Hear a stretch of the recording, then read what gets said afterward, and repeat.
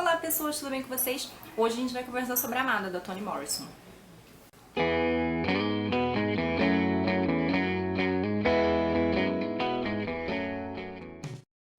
Bom, como eu falei pra vocês na minha TBR List de novembro, eu vou começar a ler mais romances escritos por mulheres, porque eu me dei conta de que vários dos meus romances favoritos são escritos por homens. Então eu quero ler mais romances escritos por mulheres pra tirar minhas próprias conclusões. E eu vou começar com a Amada, da Toni Morrison. Essa foi uma das dicas que as pessoas me deram no Instagram. E é o meu primeiro livro da Toni Morrison que eu leio. Esse é o 5º livro que ela escreveu, é um Pulitzer Prize, e ele foi escrito em 1980, ele foi publicado em 1987. Bom, a Amada é um romance que vai tratar de escravidão. Ele vai falar de escravidão, vai falar dos horrores da escravidão. Ele vai tratar do período da escravidão, mas ele também vai tratar do período pós-escravidão, o período posterior à Guerra Civil, conhecido como Restauração. Esse romance oscila bastante entre o passado e o presente. Eu vou falar mais um pouquinho disso à frente. Bom, a personagem principal, a despeito do título, eu acredito que seja a Seta, que é a mãe da Amada. A Seta era uma escrava numa fazenda do Kentucky que se chamava Sweet Home. E lá ela conheceu uma série de pessoas, uma delas o seu esposo Hale e a mãe desse esposo, a Baby Suggs. A Baby Suggs conseguiu ser libertada porque o Hale comprou a sua liberdade com um trabalho extra.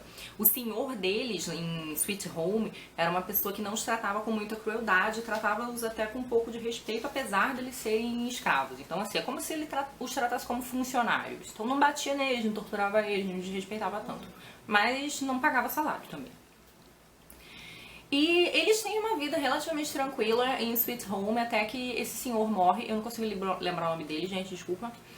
E ele é substituído por um parente, né? Por um primo que é chamado de professor. E esse primo é uma pessoa bem cruel. Ele vai tratá-los de uma maneira completamente diferente. Então esses escravos começam a arquitetar uma fuga.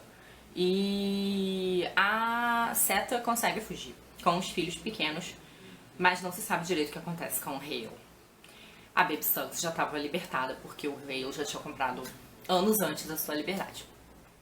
A Seta se refugia na casa da Baby Suggs, que fica numa vilazinha em Cincinnati, e ela, durante 28 dias ela vive lá com calma e com tranquilidade. Só que uma coisa muito séria, muito complicada vai acontecer. Eu não vou dizer o que é pra não estragar o romance pra quem não leu, mas uma filhinha dela, em virtude desse acontecimento, acaba morrendo, e essa filhinha é a Amada. Na verdade, a gente não sabe se o nome dela é Amada, ela fica sendo chamada de Amada no romance, porque essa é a única palavra que fica escrita no túmulo dela quando ela é enterrada. É a única palavra que a Seta consegue pagar para colocar lá. E o que acontece? Depois que a bebê morre, a Seta tinha 4 filhos, 2 meninos e 2 meninas. Depois que a Amada morre, ela volta para assombrar a casa. E isso não é spoiler, gente. Isso é o plot principal do romance, né? Então, se você for ler a sinopse, vai estar escrito isso lá. Então, sim, essa é uma história de fantasmas.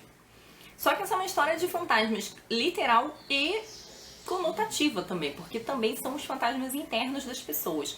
Isso vai ficar bem marcado na narrativa. Quando a gente começa a ler o romance, tem todo o estranhamento já.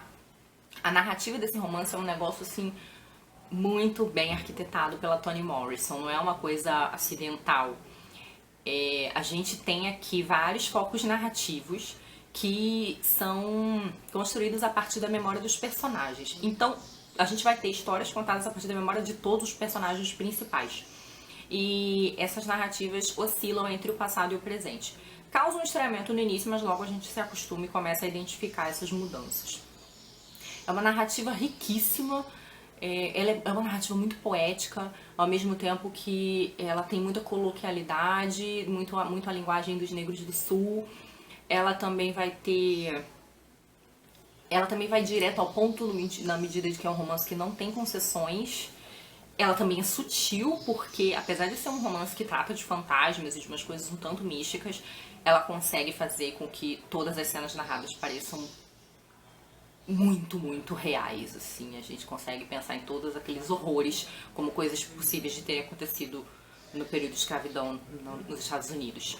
Bom, a Seta, num determinado momento, tá morando só com a Denver na casa, porque a Baby Suggs já morreu e os seus 2 filhos adolescentes fugiram. Por que isso? Porque a Amada assombra a casa, e ela assombra leve ou hard. Ela quebra as coisas, ela machuca os cachorros, as pessoas, inclusive os vizinhos se afastam da casa depois tanto do acontecimento grave que acontece, quanto dessa assombração da amada.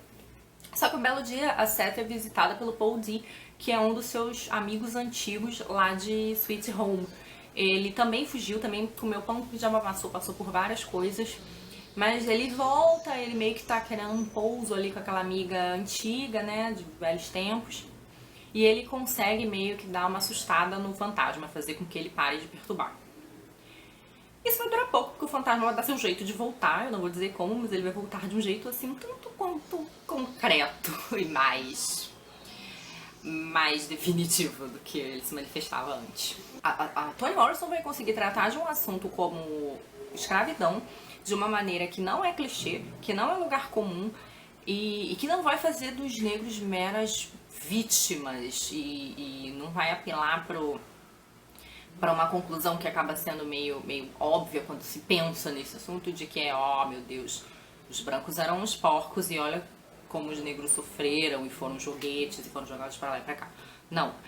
Inclusive, a visão que a Toni Morrison coloca aqui é completamente outra. É a visão do negro como sujeito ativo da sua história, como aquela pessoa que tem noção do que lhe está acontecendo, não concorda com aquilo, reflete nas suas ações, reflete como deve agir e age. E isso é impressionante. Então, uma das questões que vai ser colocada aqui é da maternidade, porque a Seth quer ser, sim, a mãe dos seus filhos. Ela não quer que os seus filhos sofram os horrores da escravidão. E é uma questão interessante, porque como ela pode atuar como a mãe dos seus filhos se os seus filhos são produtos, mercadorias de outra pessoa?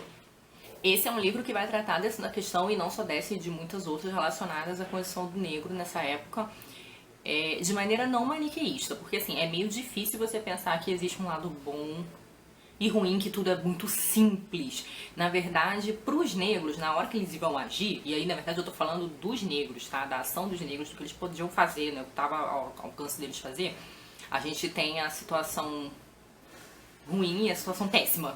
Então assim, eles... é o pior e o menos pior, talvez, né? Não dá pra julgá-los tanto assim.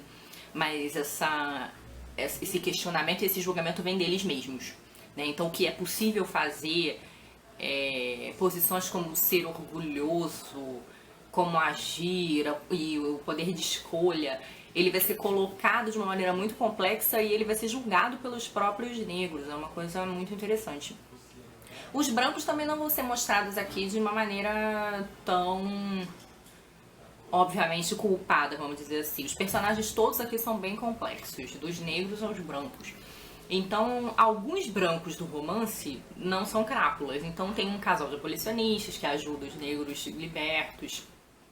Tem o próprio senhor, né, o primeiro senhor de Sweet Home, que também não os tratava como animais e sem crueldade também. E os próprios negros vão ser problematizados aqui, porque alguns deles vão hostilizar uns aos outros, né? Nessa tentativa de se afirmar e de entender qual é o papel deles na sociedade, eles vão acabar entrando em conflito também, né? E em discordância sobre como eles devem ou não agir. Na narrativa, o passado sempre volta a essa oscilação do presente e do passado, porque na verdade o passado determina quem as pessoas são. Fica muito claro que ele nunca ficou para trás, né? E de que embora as pessoas tentem se preocupar com o amanhã, com o dia seguinte, com as necessidades mais imediatas, não tem como deixar o passado para trás. E isso fica muito marcado na relação da Seth com a amada, porque tem muita relação de culpa e dependência e de um pouco de vingança envolvida ali. É um drama pesado entre as personagens femininas, por exemplo. A própria Denver, que tá ali no meio, né, e... os fatos, inclusive, mudam com essas perspectivas, né? Porque você tem a perspectiva da Seth, porque as coisas aconteceram do ponto de vista da Seth. Você tem o ponto de vista da própria amada e você vai ter o ponto de vista da Denver, né? Então, a nossa visão das coisas vai mudando conforme o foco também vai mudando. E eles se complementam. Enfim, gente, esse é um romance estupendo. Eu comecei essa minha empreitada de ler os romances escritos por mulheres muito bem, porque fica claro aqui que é um romance onde os negros, a iniciativa, a tentativa de humanização dos negros é uma tentativa deles mesmos, eles como agentes, tudo que eles vão fazer, as conclusões a que eles vão chegar sobre liberdade, sobre escolha, e que não foi proporcionada por leis abolicionistas ou por brancos bonzinhos e caridosos e enfim, com paixão e pena, mas por eles mesmos, né? Por pessoas que eram tratadas como animais, mas que sabiam que não eram, que precisavam se agir de alguma maneira, né? Se rebelar, se colocar de uma maneira a mudar essa situação e de preservar os seus desejos, as suas vontades, os seus direitos. Esse romance é um Pulitzer Prize e posteriormente a Toni Morrison acabou ganhando o prêmio Nobel. Então é isso, se você já leu, se você gostou, vamos começar aí embaixo. Eu recomendo muitíssimo esse romance e já quero ler os outros romances dela. Eu vejo a Toni Morrison sendo muito elogiada por boa parte dos seus romances. Tá bom? Então é isso, eu espero que vocês tenham gostado, que vocês tenham ficado instigados por essa leitura. Vejo vocês no próximo vídeo. Tchauzinho!